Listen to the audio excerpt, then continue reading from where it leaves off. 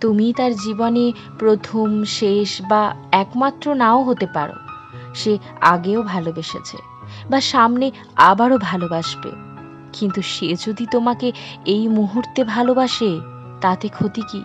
সে যদি তোমার মনে আনন্দ দিতে পারে, সে যদি তোমাকে একটি বিষয়ে দ্বিতীয়বার ভাবতে বাধ্য করে, তোমাকে মানবিক করে তোলে, এবং সে যদি ভুলও করে, তুমি তাকে ধরে রাখো আর তাকে সেই সব কিছু দাও যা তোমার আয়ত্তে আছে।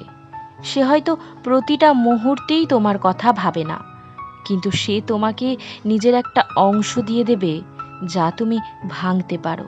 সেটা তার হৃদয়।